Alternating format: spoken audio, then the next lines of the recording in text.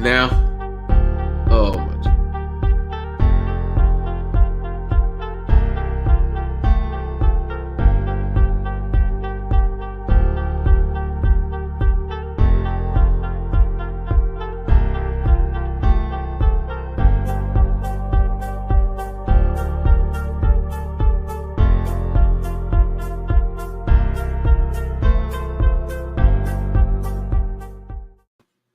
What in the hell is going on? What? Bro, I have never in my life been a drug addict, but I'm about to go find some crack because I'm about to... What? What? Guys, y'all already know what this is. Blue Stable Podcast, okay? All right, we already know that. Okay, so as you know, I'm not looking at this phone. I refuse to look at it. Yeah, mine's literally like going crazy right now. Michael Pevia, okay. Landon, Marcus, how, man, okay, horrible morning, okay? Everybody's having a horrible morning. It doesn't matter what's going on. Horrible morning. Let's go ahead and, you know, we were getting ready to just record a show here and then upload it later. But now we feel the need to go live because apparently we're now hiring ESPN analysts as head coaches. Hell, where's my head coaching gig? Can I go strength and conditioning? Landon, what about you? You want to go college scouting? I don't know if y'all want that. I mean, it might look good on Twitter, but I'm not. Woof. Jeez, man. Dude, I'm speechless. I'm honestly speechless. If this does not result in Peyton Manning being the general manager, I'm going to be pissed off. Okay, Marcus, first off, we'll get to the real epic news here, but let's go ahead and start with Frank Reich. Okay, let's go ahead and start there. We'll get to the craziness here in a minute, probably like in 30 minutes or so, because there's a lot to talk about right now. Okay, so Frank Reich is fired as the head coach of the Indianapolis Colts, okay? He finishes with a 40-33-1 record. He was fired this morning, and now Jeff Satuday takes over as the interim coach of the Indianapolis Colts. First off, let's talk about Frank Reich, okay? Even after the game, he was just dejected. He looks like a broke, and we've said it for the past couple of weeks on this show. He looks like a broken man that knows there is not an answer in sight for this team. There is not a good ending for this team. Even the way he was speaking yesterday, he was getting so defensive. He knew what was going on at the end of the tunnel. And we spoke about it. I'm not sure if you guys have listened to the latest episode that just went live a couple or a few hours ago. You may not even need to listen to it now. But even I was saying, when you make that choice to fire Marcus Brady, you are telling the media, you are telling the fans, that is the problem. You're telling them that is the problem, and we found the solution. Let's move forward. You follow that up by having 121 total yards in 60 minutes. He is fired. Jim Irsay, once again, pregame. Oh, Colts, yes, Colts and Patriots. The night before on the balcony of a hotel acting like we give a damn what he says anymore. Oh, yeah, the Colts and going over history. No one gives a shit about history, Jim. And guess what? Post-game, gets on that little golf cart. Can't walk anywhere because clearly the team ain't walking. They're going down, so might as well go down with it, right? Now, no cameras, no microphones anymore. Enough of me talking. Marcus, what is your reaction to Frank Reich being fired? You know, like I mentioned earlier on Twitter, I kind of said that I seen it coming because on our last show that we went live, we uploaded earlier, I was like, the next scapegoat might be Coach Frank Reich. And there you have it. The news broke this morning. I just woke up and see the news, and I was like, wow, they really did it. I wasn't expecting it, but I mean, it's shocking at the end of the day. It's unfortunate for Frank because he has so much on his plate to deal with in the situation. And we all mentioned, like, this is not all on Coach Frank. the people that were brought in on this team, the offensive line, the signings and free agency, the draft, like all of this is not just strictly on him. Personally, Ballard got to take some blame too. Like this team was organized through him as well. So it's unfortunate that Frank was the next guy to get that had to get called up like that. But it is what it is. We all knew he was going to get fired eventually. We thought it was going to be off season. I think Landon mentioned that as well. But hey, he got fired on the next day after the loss against the New England Patriots. It's unfortunate. But yeah, it's shocking. But I didn't think he would really get fired today. I just threw a rabbit out of the hat. Boy, where do we start? I think that it's a move that needed to happen. I wouldn't have done it necessarily right now, but they needed a new voice in the locker room, and I get that, and I'm trying to be very calm about this.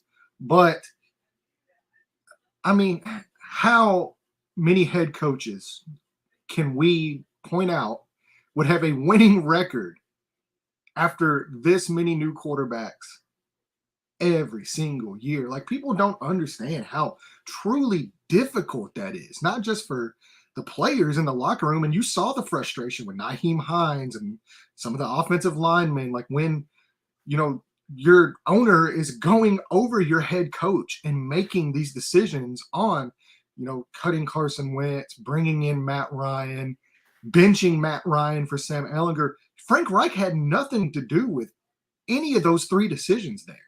And he comes out in the media, and I know he says, we're all in lockstep and all that. That's bullshit. It was all Jim Irsay. I'm telling you right now, it's all Irsay that was making these calls. And he's undercutting the head coach. And you're still expecting him to go out there every single year and do this. Now, does Frank Reich share blame? Yes, he does. He's not blameless in this. He's the guy that wanted Carson Wentz. Ballard wanted to go get Justin Fields. That was his thing. Frank lobbied, convinced Jim Irsay that, Wentz was the guy. They went out and made the Wentz move. That was a disaster, as we know. But even then, I mean, like, I just don't understand what is happening. You have a GM that will not build around his head coach's philosophy with modern football. How many wasted second-round edge rush picks have we had in the last 5 years? And we finally draft a couple wide receivers. We finally, and that's not even getting into free agency with the lack of going to get weapons. And now you spent all this money on the offensive line. And what has that got you this season? I don't understand how you lay the blame of this situation that's happening this year. Just this year. You can blame Frank Reich for the Carson Wentz thing all you want. That being said, they were still a top 10 offense with Carson Wentz. I don't know how you lay the blame of this year at Frank Reich's feet. It's laughable. And we've seen it now for multiple weeks in a row. They made Matt Ryan the scapegoat. Then they made Marcus Brady the scapegoat. Now it's Frank Reich's turn. And how many people have to lose their jobs before we realize what is really happening with this organization? And we'll get into this with the Jeff Saturday thing. But I'm just speechless. And like I said, it's a move that needed to happen because the locker room wasn't responding. They've checked out as well. It sucks, but I just don't understand how people will constantly lay the blame at the feet of just one man, and that's Frank Reich. And especially when you have your GM and your owner who love to talk in the offseason and who love to talk before games. And after these games happen, you know where they are?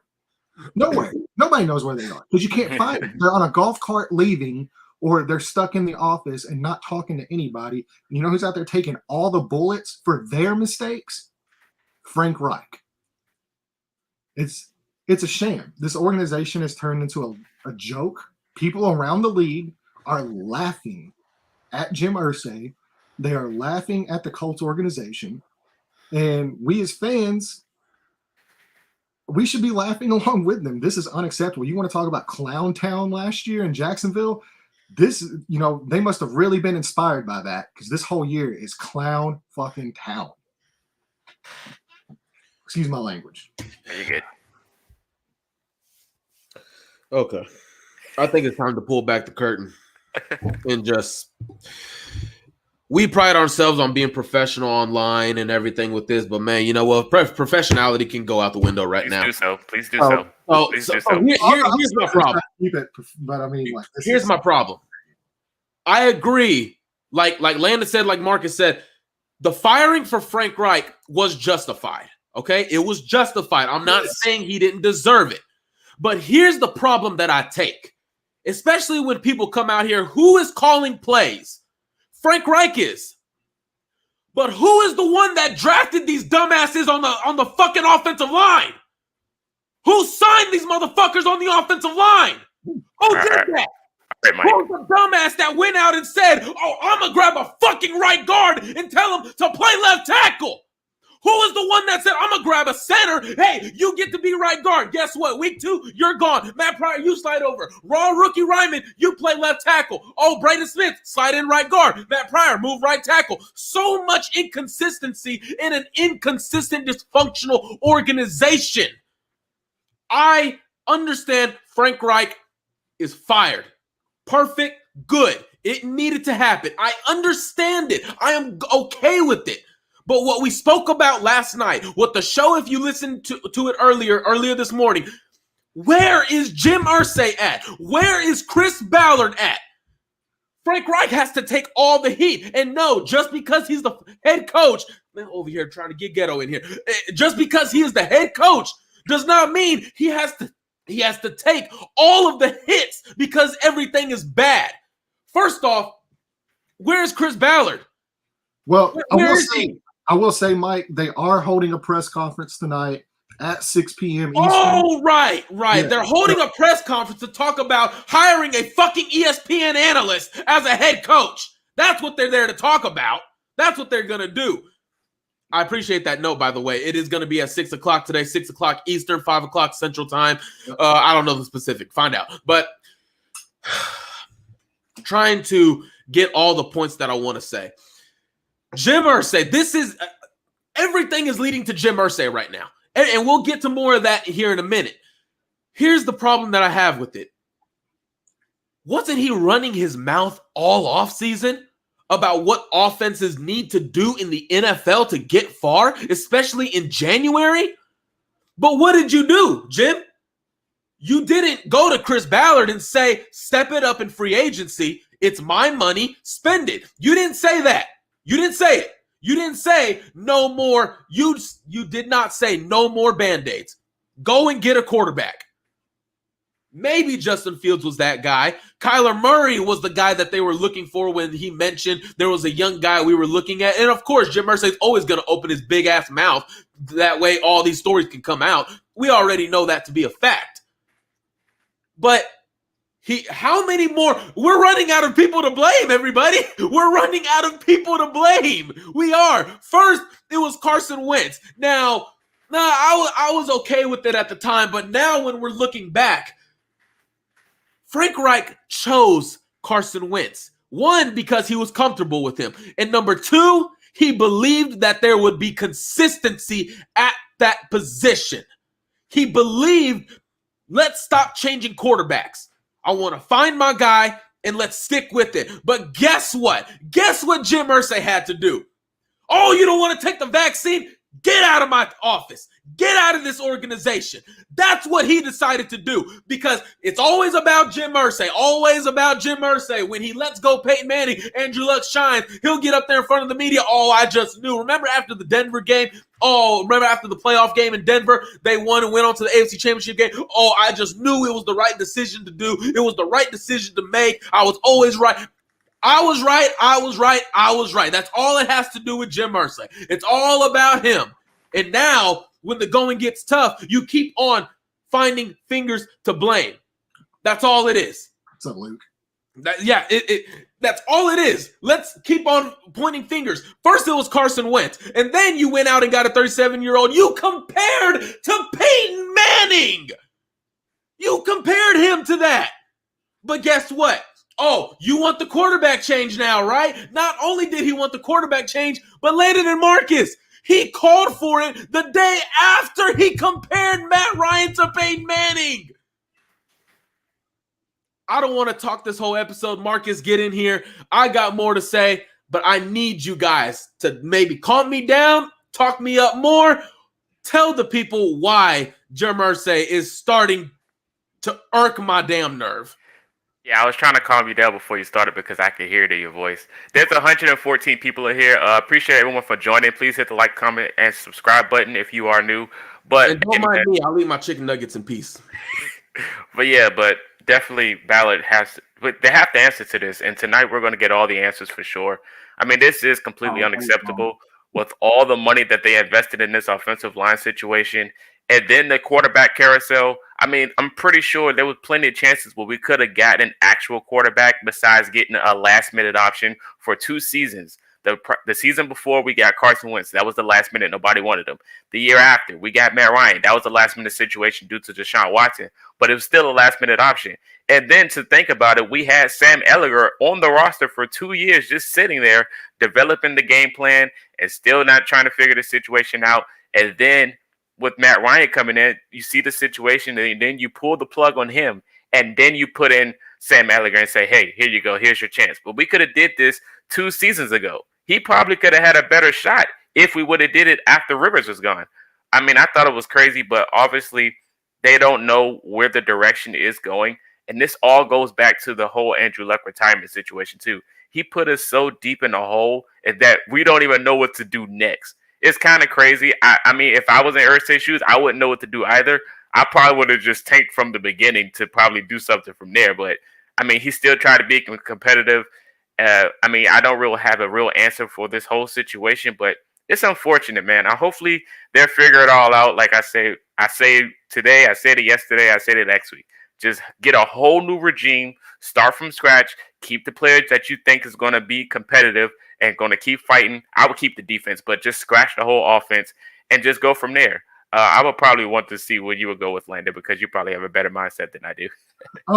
Okay, well, so here's the issue that we now have at hand is now you see the owner completely taking over and undercutting not only his head coach, but even his GM at this point with this hire. And what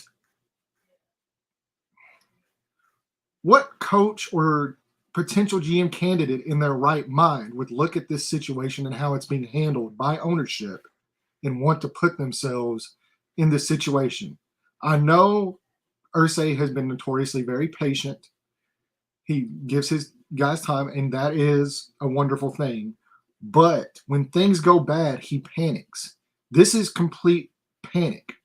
And this is what toxic organizations are built off of.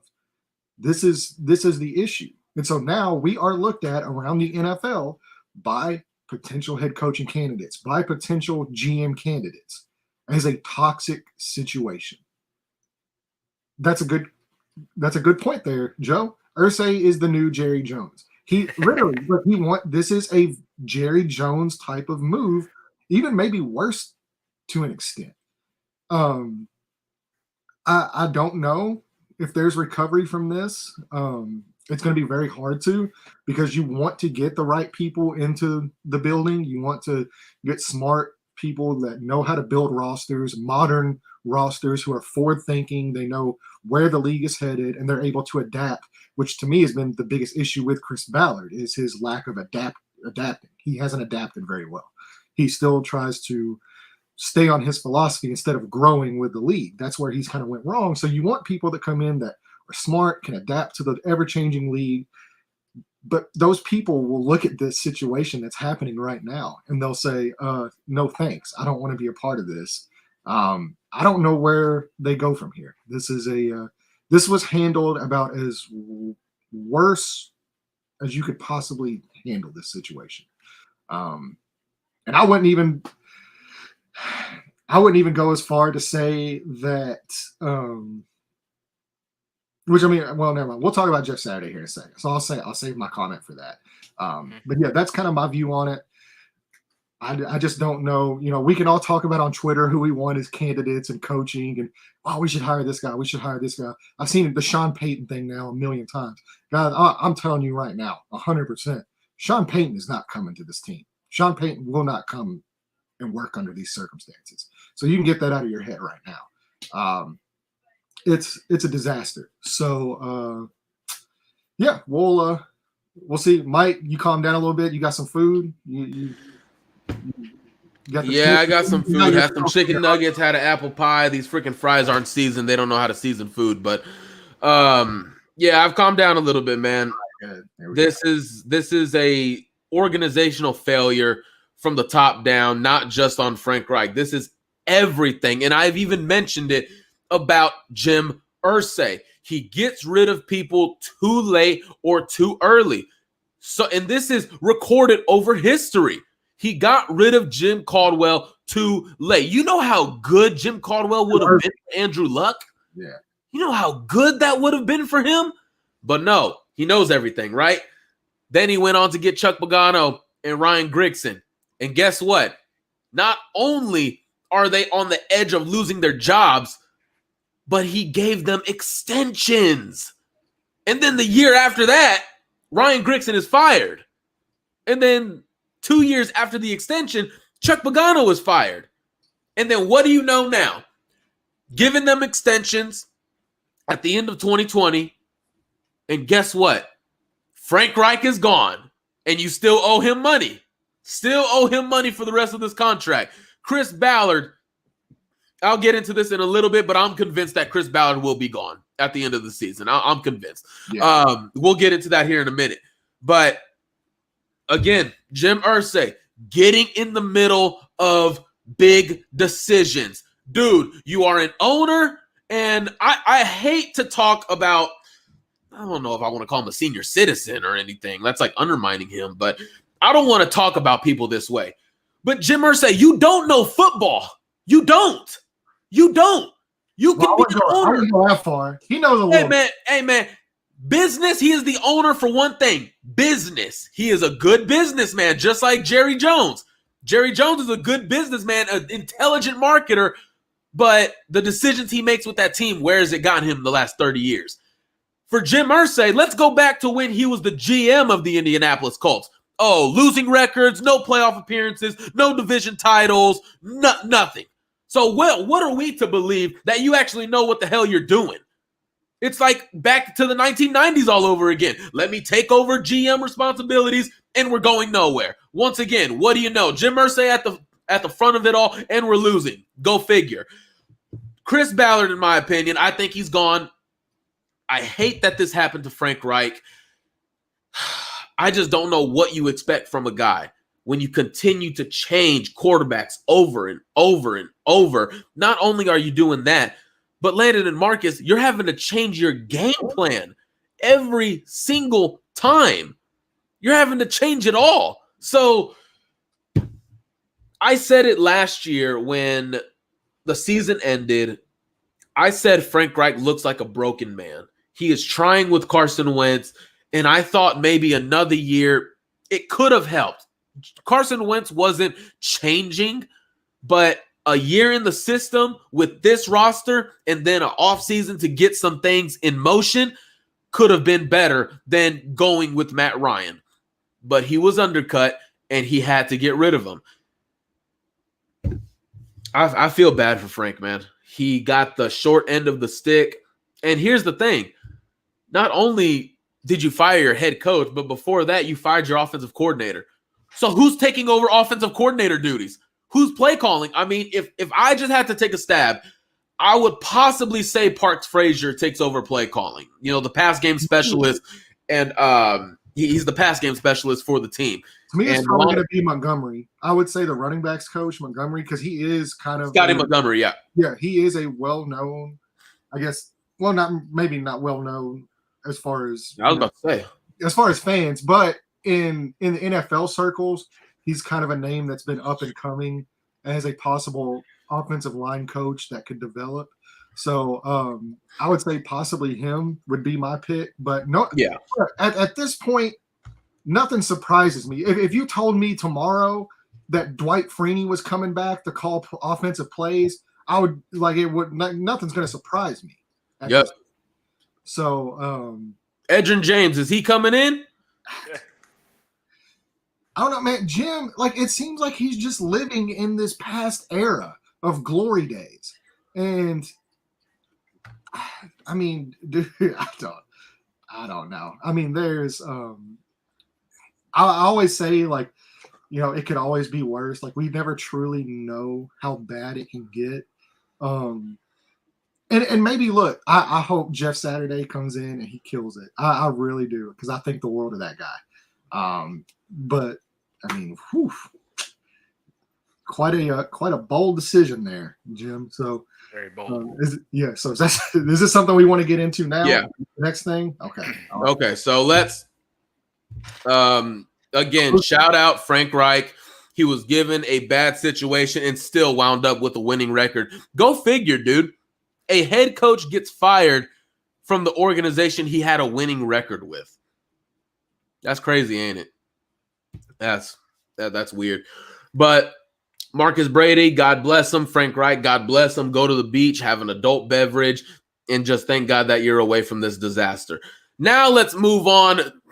Could it get any crazier than that? Yes, it can. Let's move on to the bigger news that has splashed here in the last 45 minutes. So I do want to address something. Now, from everyone that I reached out to, and the two people that reached out to me, they had two options: Bubba Ventrone, Gus Bradley. Chris Ballard, from my understanding, was in the party of Bubba Ventrone. I haven't got that confirmed, but from one person, the understanding is Bubba Ventrone would have gotten that job, even possibly that was probably decided at the beginning of the season. He was a fan favorite. So can't really say much more on live because I just don't have it confirmed. I don't even want to touch my phone right now. I was convinced. Yeah. Everybody else I was talking to was convinced, oh, we're expecting it here in the next minute. And if you go on Twitter, everyone is shocked that Jeff Saturday, Colts great, Hall of Fame center, outstanding player, incredible resume, is now the interim coach of the Indianapolis Colts. This decision was made by yours truly, Jim Irsay. You really think Chris Ballard is the guy to go and get an ESPN analyst as his head coach, interim head coach? Really? Well, a guy that has no experience. No experience at the NFL or college level. I mean, yeah, he was a high school head coach for a few years, but that's it. He was 20, yeah, like 20 and 16, I think it was. I don't know his record, but I mean, I don't know. I don't know what has happened. I posted. Have you ever seen the video of the blind kid playing football, and it's like the meme video, and like at the end it's like, what the fuck is going on? Oh my god! Yeah. That's what this franchise is right now. That's my exact reaction. Is every time I see breaking in the word Colts in the same sentence, that's my reaction. Is what the F is going on? Because none of it makes sense. Now that's not to say Jim or Jeff Saturday. See, Jim, Jeff, to be Jay. That's not to say Jeff Saturday won't come in and be successful. I'm not ruling it out. Right. He's played in the NFL at a very high level for a long time. He's been around, some absolutely fantastic head coaches in his career. He's, and not just with the Colts, with Green Bay as well. He's a guy that knows what it takes to win at a high level. He's been a consultant on this team. Now for years. He was just there last week with the Tariq Glenn, stuff. He's been around this. Oh, yeah, Ian. Yep, just been a consultant for years, so he knows internal issues. Yep, that's a good point to make. So I mean, I'm not ruling out that he's not successful, but this is a guy that has zero experience at the college or NFL levels at being a head coach.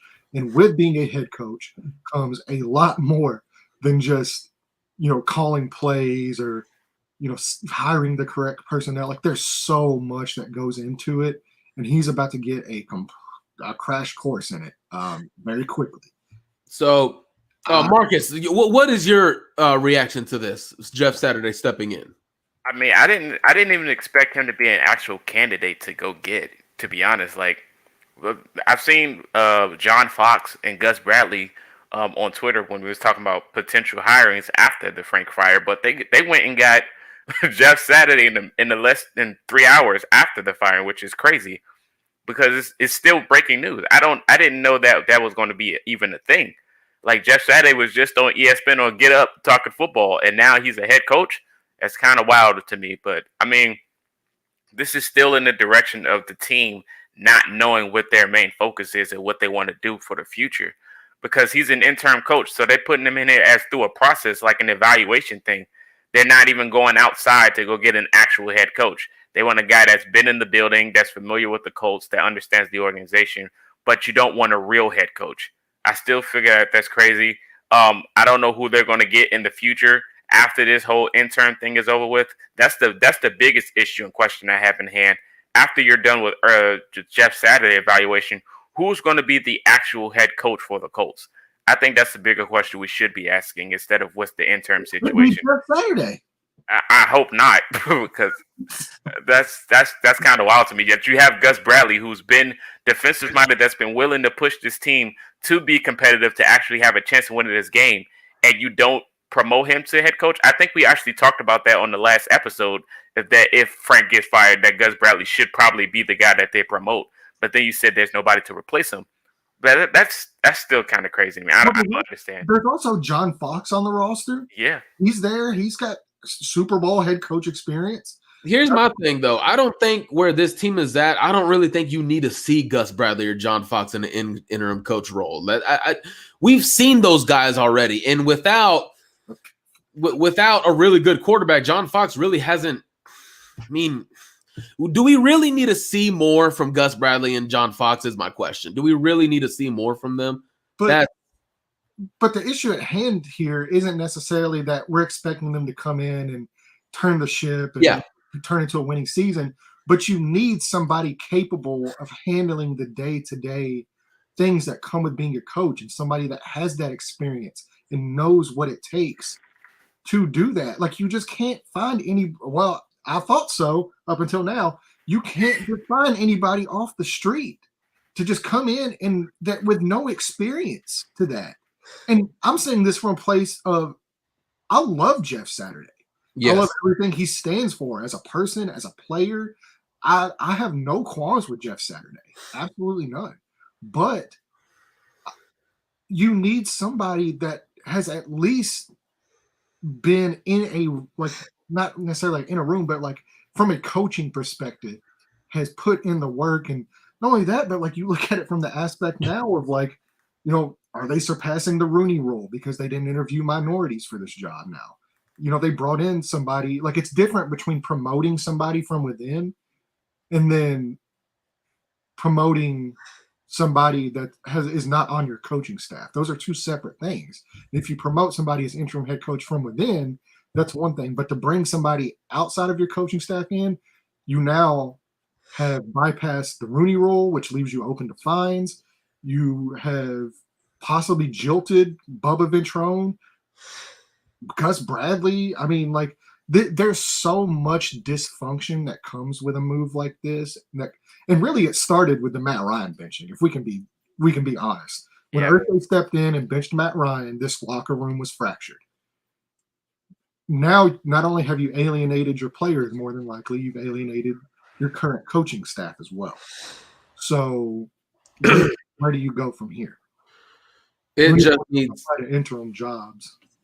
This hiring of Jeff Saturday, if we were to go into the question of what does this hiring tell you about the Indianapolis Colts, is we're about to witness a teardown. You know, for people that said, oh, you don't need to tear it down or anything, this is about to get torn down. It's getting torn down. Jeff Saturday, in my opinion, I feel like was brought in more to tell Jim Irsay what he needs to hear versus, you know, from getting it from the same old Chris Ballard, because it's not working. I need to hear it from another guy. I needed to hear it from a guy who I trust very, very well, and that would be Jeff Saturday. Again, he was the guy that you went with. I don't know what his philosophy is in coaching. I don't know what his principles would be. I don't know what his standards would be. We know nothing about Jeff Saturday as a head coach. We know nothing. So this is what's up. Jeff Saturday is the first NFL head coach with no college or pro coaching experience since Norm Van Brocklin went from 1960 MVP with the Eagles to the coach of the Vikings in 1961. 1961 is the last time something like this happened. Landon, you weren't even born, right? I'm a little bit older, but no, I was not alive then.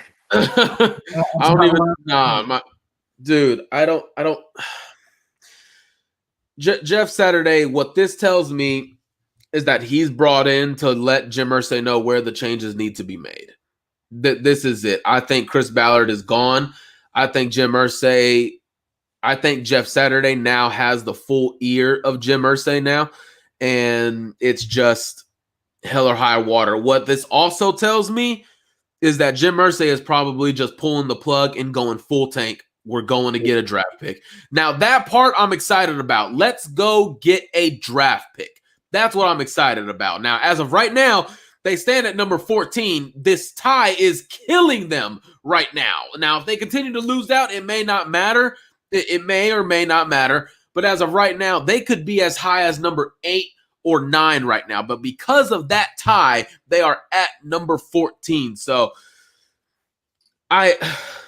this move of Jeff Saturday, I'm so shocked by this. I never in a million years saw it coming. I was told 2 options, Bubba Ventrone, Gus Bradley, one of those 2, and then guess what? Like you said, Landon, now you completely just ignored your entire coaching staff that's been there, and don't even focus on the guys that just got here on defense. What about the guys that have been here? What about Bubba Ventrone? And I just can't help but think this job, it almost makes me angry. But this job should belong to Marcus Brady, in my opinion. Either Marcus Brady or Bubba Ventrone are the 2 guys that should have gotten this damn job. You fired Marcus Brady and you just overlooked Bubba Ventrone, who everybody on the roster loves. And you go get Jeff Saturday. I don't understand this franchise. I don't understand me right now. I don't even understand. I don't understand this world. I don't understand taxes. I don't understand global warming. I'm questioning everything about my life. Like, golly. Man. The only thing I can think of to try to possibly make sense of this is if he continues to get an inside look into the organization, just Jeff Saturday meaning, for, I guess, like he has been a consultant. So now he's really going to get an inside look at the things that are working and the things that aren't, and then consult back with Irsay. But even then, I mean, sheesh, I don't know. Now, I do want to say one thing, and I need to go find it here in a little bit, but that's a good one. Zach Cooper, Luke. What's up? We went from the 54% winning NFL. 55% of winning high school coach. Jesus. I'm looking for this tweet right now from Zach Kiefer. And I just found it. And I quote from Zach Kiefer at Z Kiefer on Twitter. From what I've heard, wouldn't be stunned if this is more of an audition for Jeff Saturday than your typical interim role. As in, Colts want to see if he could be the full-time answer at head coach. Why else go outside the building with other qualified candidates? That didn't even make sense, did it? That didn't even make sense. So they're hoping that he shows enough to hire him full-time. What will... This is my question, Landon. We're not sitting here pretending to be know-it-alls about football. But damn it, what could Jeff Saturday prove in the next 9 games that'll get him the head coaching job full time? What is he going to prove? Well, I'll say this. DJ Simmons here is right about one thing. He will hold this team accountable for their mistakes. I don't know if you've looked around. Do we know that? Do we know that? Well, I mean, if you look back, you remember that video of Peyton Manning and him on the sideline about running. Right. I feel that, but at the same time, that was as a player. We have not, and I get what you're saying, but again, I have the reputation of playing devil's advocate. I just have to present the other argument. Do we know that? I guess technically you don't know it until it happens, but I can pretty much tell you there's not going to be any kumbaya in that locker room if they put on a performance like they put on this Sunday. Imagine if Jeff was a head coach around week 3 when Matt Pryor started losing his. He probably would have been in his helmet, bro. Are we sure Matt Pryor's not going to be cut? He should have been cut in week 2. Coming in the next hour. You shouldn't have been given the job in first. Like Jeff, what's the number one move you want to make first? Quarterback, left tackle, man. No, forget all that. Matt Pryor need to hit the road quick. All right, he need to go. He can fill my spot at ESPN. Just get him out of Indianapolis. Also, another thing, with Frank Reich being gone, do you think they'll finally, if Jeff remains the head coach, if they give him a season, you think they'll let him get the keys to putting the people together on the roster? No way. I think now this does give me some hope, but I think I still don't know what is he going to show or prove in 9 games, especially if you end up losing them all and getting a high draft pick. What will he show you that will warrant him getting the full-time job? Now, if he were to do that, and he has been a consultant, not sure how much of it has been that, but could this possibly lead to Peyton Manning coming back to Indianapolis in a GM role, president of operations role, kind of like what John Elway did? And John Elway means a lot to Peyton Manning. He stepped in that role in Denver and said, you know what, Peyton Manning, come here. He was with him for 4 years. Obviously, they're still good friends now. But could John Elway or could Peyton Manning take that approach? You know what, I've had fun, but I have a chance to go to Indianapolis and actually run this team now. I don't know. I don't want to. That's a whole different story about what's going on between him and Jim Irsay. Are they recovered from letting him go in 2011? We're not here to debate that. That's a whole nother show for a whole nother day. But I believe if Jeff Saturday gets the job full time, if I was a betting man, Peyton Manning is going to be the general manager or president of operations of the Indianapolis Colts. Peyton's a Bronco. I hate to hear that, but Peyton's a Bronco? It is. He'll always be a Colt to us, but I think in Peyton's mind, I think Peyton's a Bronco. I still feel like I hope I'm wrong on that. There's a lot of bad blood that hasn't been put public that went on between Jim Irsay and Peyton Manning. I don't know if that's why I mentioned. I don't know if they've recovered from that. If they've, and they still got him on the plane eventually. I mean, even though his retirement with the ring around it and everything, Irsay got him on the plane. So I feel like they. Look, this is a good point here. High five. Put this comment up there. This is a good point. Reggie Wayne's already our wide receiver coach, and that's worked out phenomenally. I think he's got a fantastic job. Yeah, sure. So I mean, maybe look, we're getting the whole band back together. Jeff, oh Jesus! Jeff's ready to the head coach. Harry Glenn as the new offensive line coach. Yeah, do it. You know what? Okay, maybe not even offensive line. Just solely be our left tackle coach. Just be that. Jelani Wood. Yeah, we'll just bring Dallas Clay back. What's Dwight Freeney and Robert Mathis doing right now? Robert Mathis is always in the building. I think Dwight Freeney's writing a book or something. But Gary Brackett back, safety coach. Hey, bro, bring Tony Dungy back in as defensive quality control. Darius Butler as the DB coach. Get Kenny Moore right. Tony Dungy as a pass game coordinator, defensive pass game coordinator. There you go. Tony Dungy, he can be the chaplain. He's preacher. You know what, man? Why don't you just ask Tony Dungy to come back? Right? Wait, you said preacher. That's old boy that just retired. That was a safety for us. This is something that, again, what does this move even mean? Now, I also want to take it to how do the coaches embrace him? Because, look, we always expect guys to be professional. We always expect those to happen. But this is still human nature. Frank Reich gets fired. Okay, all these coaches on the coaching staff, man, is it my time? Can I step into a head coaching role? Can I take over and maybe show something?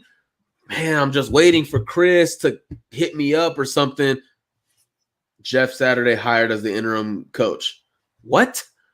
Wasn't he just at ESPN? I've been busting my ass on this coaching staff for the last 3 years, for the last 2 years.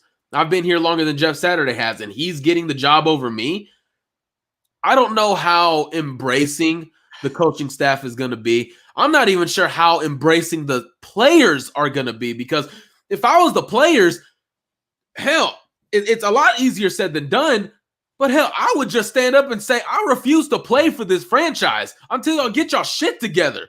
So I'll see y'all in 2023. Find me if you want, but I'm out. I just refuse to play for this franchise. It's a lot easier said than done.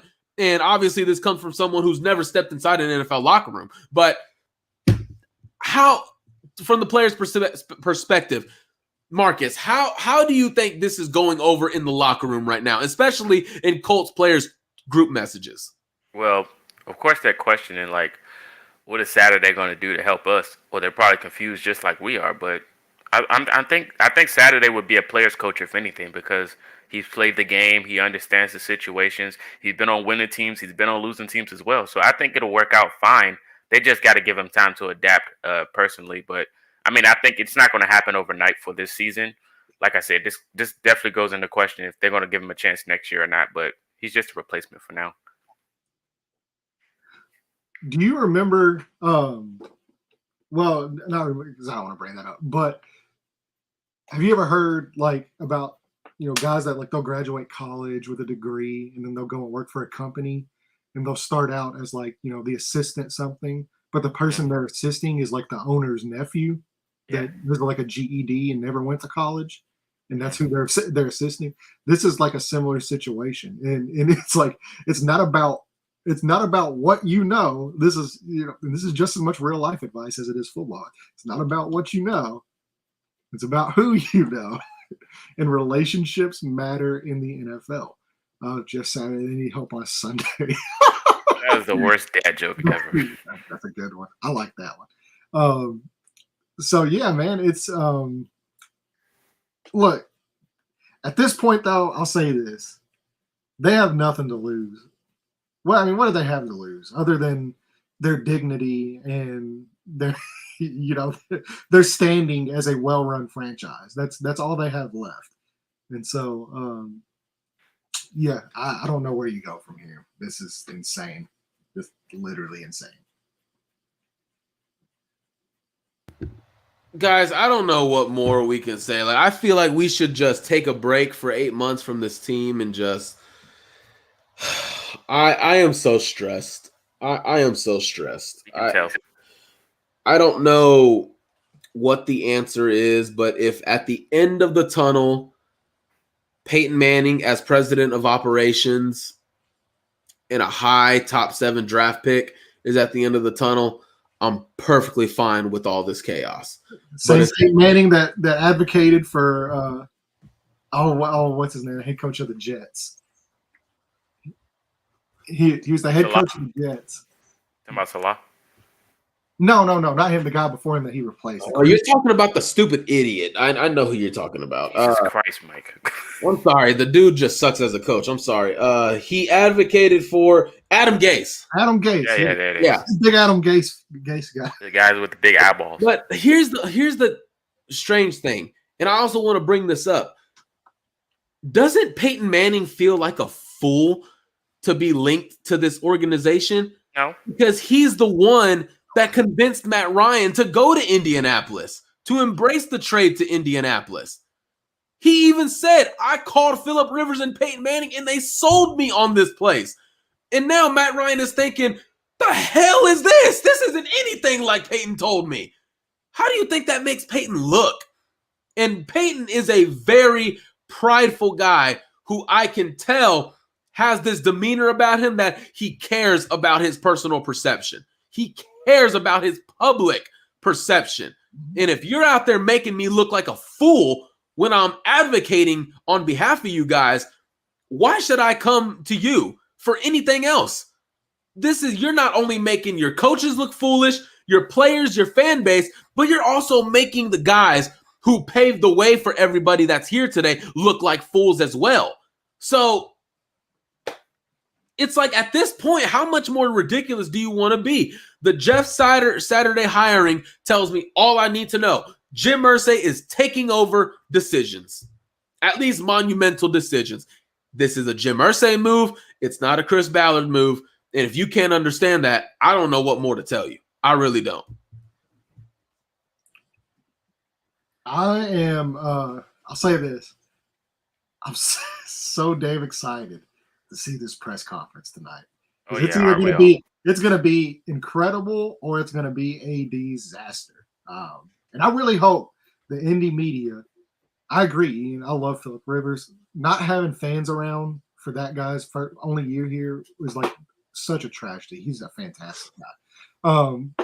But I really hope the indie media does not lob them softball questions and does not let Chris Ballard laugh his way out of this situation like he did the left tackle situation earlier in the year, where he's laughing and joking and well, if I listen to y'all, I'd be sitting with y'all. That's what, and that is a saying, if you listen to the fans, you'll be sitting with them soon.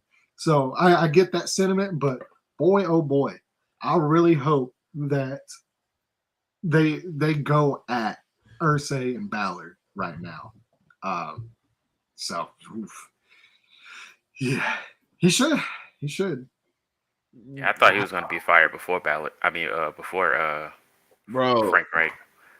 And I agree with you, Landon. I like, the indie media do not work for the Colts. They're not employed by the Colts. Tonight, handcuffs are off. You come at them with questions that, like Landon said, Chris Ballard can't laugh away from.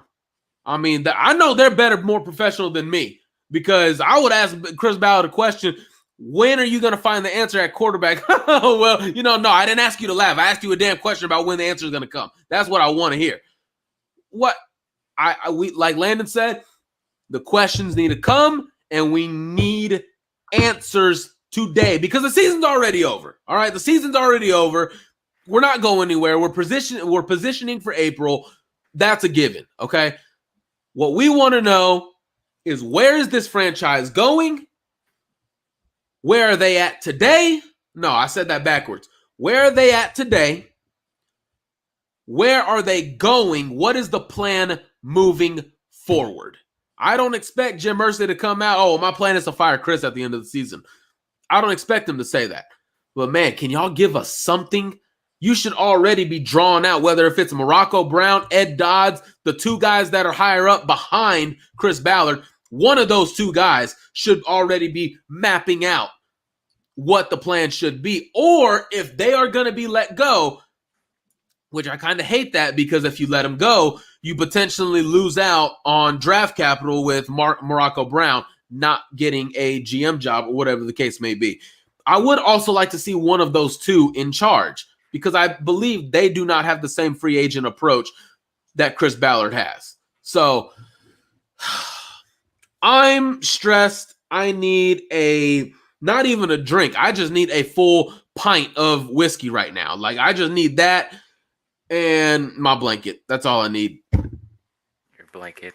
Yeah. Well, I'm going to need a strong drink to watch this press conference. And somebody sent this to me, or I saw this where Jeff Saturday just a few days ago said the Raiders look horrible, and he's going to have his chance on Sunday. Oh, Jesus. To see how horrible they really look. With Devontae Adams on the opposite side. Boy, just shredded the Jaguars. Hey, man, real quick, I'm not entirely sure how much longer y'all are wanting to go, but if y'all guys that are watching have any questions, ask them in the comment section. We'll go ahead and answer. We'll go ahead and enter this part of the show where we're going to start answering some questions that you guys have. So I think we've kind of run out, because we can't curse up a storm all day. We can't really. Well, I can't do that You really. can't, Yeah. Marcus is like, don't involve me. Don't include me with that. But yeah, if y'all have any questions, man, put them down. We'd love to answer them, and just keep on talking about this dysfunction. I got unsalted fries right here. I got apple pie. Len, you want some apple pie, man? All right, there you go. Appreciate you, brother. There you go. Can they opt out of the season? Unfortunately, not. When the press conference is going to be tonight, 6 p.m. Eastern time. So 5 o'clock for me, since I'm in Central, since I'm in Texas. 5 o'clock for me. I'm also in Central time. Yeah, so what pick range do you think we end up in? I want Bryce Young, but I think that's top 3. I think the pick, again, it goes back to where the tie, I think the tie will end up hurting us, guys. Like, it's hurting us now. Unless you just flat out lose every single game from now on, I don't see the Colts getting a top 5 pick. Now, can they get a top 10 pick? I think they can. What pick range do I think we end up in? I think we end up somewhere between 6 and 9, honestly. Nice. How high do you think the Colts pick this draft? Yeah, somewhere between 6 and 9. Nice. And then, of course, take Tyree Wilson with that pick. I think it's more. I think it's like 5 to 7. Yeah. Is Jeff going to have an OC? Well, you fired the OC, so I'm not sure who it's going to be. Again, I think I don't think I could be mistaken, but I could have swore he has a relationship with Parks Frazier, the pass game specialist, assistant quarterbacks. I think he has a relationship with him, but like Landon said, you got guys like Scott Milanovich, quarterbacks coach, Scotty Montgomery, running backs coach. You got those guys. I'm not entirely sure if Reggie Wayne is trying to take play calling right now, because I think his sole focus is just trying to get Pitt, Pierce, and those guys going. So, yeah, that's my answer on the OC. Landon, what do you think? I would probably say Scotty Montgomery. The Colts in tank mode. So this is actually something I want to address real quick. I know I'm gonna have a lot of people disagree with me on this, but there's no such thing in the NFL as tanking. And I'll say this, and this is my point. And it comes from people in the locker room, the players themselves. You do not sign up for 16 games of scheduled car crashes, which is what we call tackles. Yeah. they're unscheduled car crashes. You don't sign your body up for that for 17 to 18 weeks, training camp, multiple months out of the year to lose ball games. These hits not only take their toll on guys like livelihoods, but also it's their chance to possibly make a roster next year to feed their families. And if they continue to play losing football and don't perform, they jeopardize their ability to feed their families. So we can all set out here and look at the decisions, and maybe from an ownership perspective, this is to get a better pick. But from in that locker room, tanking does not exist in the NFL. You are trying to go out and win every single week, no matter who is out there. And so that's just something I feel like needs to be said. It needs to be recognized, because I think it's a real disservice to these players that are still there. Like, go up to DeForest Buckner or Stephon Gilmore and tell them that they're tanking. Or go up to Quentin Nelson and tell him that he sucks and he's not trying hard enough. It's easy to say on Twitter, but see, here we go. Do our thing, keep fighting. The season is not over till it's over. So for me, I'm not trying to tank exactly. I'm just now seeing this. Tanking does not exist in professional football. Maybe it does from an owner perspective and trying to get a new or better pick, and they're trying to put them in position to lose games. But these guys are not trying to lose games in that locker room, and it's really disrespectful to them to, I guess, say that. I don't know, but that's just my perspective on tanking. Yeah, I was just about to mention that too, DJ. Like, the defense is literally showing you that we're not tanking, because there's no way. It's no way that I got good news. Here we go. My tickets for the Indianapolis Colts and Cowboys game got sold. Let's go. Let's go. Congratulations. Yeah, I bought them for like $500 and I sold them for like $700. So Here we go. What's going to happen to our players? We have too many veterans right now. Hey man, you know what? That just made my day, bro. Let's get it. So put Alex's question up here. We'll get to this one here. What's going to happen to our players? We have too many veterans right now for a rebuild. Likely those guys, if we do decide to go full rebuild, the ones that are probably 28 and over will likely get sold in the off season during, as the draft approaches or possibly after the draft. And you'll try to, get capital and clear cap space for the incoming rebuild if they do decide to go that route. So, yeah, exactly. No, those inside the building and around the team were just as stunned by this move as us. Yep. The Cowboys fans bought them, no doubt. Yeah, no doubt. Absolutely. They're like, man, I get to somebody's birthday is probably going to somebody's birthday on that day is probably bought those tickets and is going to enjoy every second of it. My over under Malik Hooker has a career day. It just posts a sign say, "Hey, Chris Ballard." All right, what's it? Cowboys fans, oh yeah. Hey, bro, I don't care who bought them as long as I got rid of them. I can't believe I actually pay for these. But I'm actually glad. I just listed them yesterday, surprisingly, and they sold today. So, yeah, I don't think that's possible. I seen you ask that earlier. The Colts are going to keep Matt Ryan on the bench. Why not try him as OC? Probably because he wants to be playing football. I doubt he's going to want to go for that role. He's not ready to coach. He wants to still be out there playing football. That's what his passion's at. So.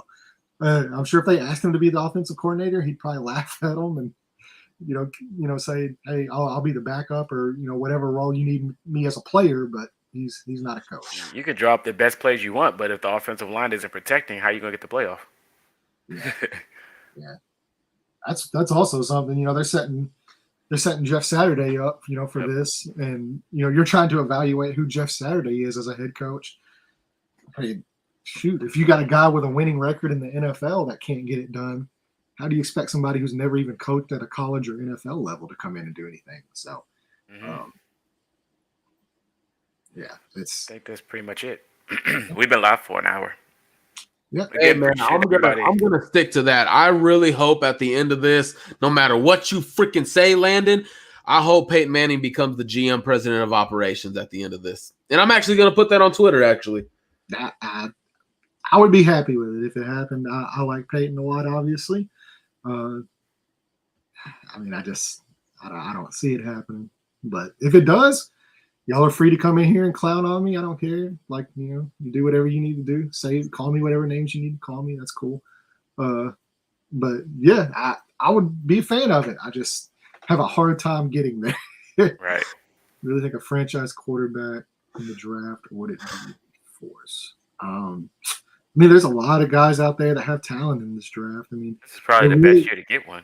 Yeah, it really just depends on, who the coach is, if they're able to surround him with the proper talent, if they're able to develop him, if they do their jobs and they get somebody who's willing to be coached hard and willing to put in the work. That's just as, if not more important than the physical tools. You can have somebody out there like, we saw with Jamarcus Russell that is, huge, can throw the ball 80, 90 yards, has the best arm that you could ever think of. And if they're not willing to put in the work and they're not willing to learn, they're going to fail. So if they do their jobs correctly, if they surround that guy correctly, then yeah, there's a franchise quarterback in this draft. Hey, bro, can y'all still see me? Yeah. Okay. For some reason, I don't know why, this thing is acting up. Yeah. So, what else we got? Pretty much it. Everyone's besides this one, he's talking about Kellen Moore in Dallas. I thought that was quite laughable, but yeah, I like Kellen Moore. At this point, though, shit, why not? You have somebody that's never coached before do it. Why not have somebody who can actually have some kind of experience? I don't know what to even. Everything I've thought about how the NFL would operate, Jim Irsay is literally flipped on its head in these 5 hours. Like there's nobody that has any knowledge of the NFL and how it works that know what they're doing at this point. Right. I mean, it's kind of a far. That's what I'm saying. Like they're laughing. There's people that are laughing at the Colts. Absolutely. This is a laughing stock. So Like that owners convention or whatever, where all the owners get together. I want to know what that conversation is like if Irsay walks in. Like, hey, how you doing? How's everything in Indy, huh? All right, left witch. Knock it off, Alex. Says Shane Steichen or D'Amico Ryans as head coach. All right. Well, yeah. I've got a lot of stuff to get to here. Yeah, we all do. We're gonna go India here, but appreciate everybody that tuned in. Go ahead, hit the like, comment, and subscribe button if you haven't. We got more videos dropping for you guys, so stay tuned in to that. We still got the preview for the Raiders and Colts later on, but appreciate each and every one of you. Like, comment, subscribe. We're gonna get up out of here, and we are out. Thanks, guys.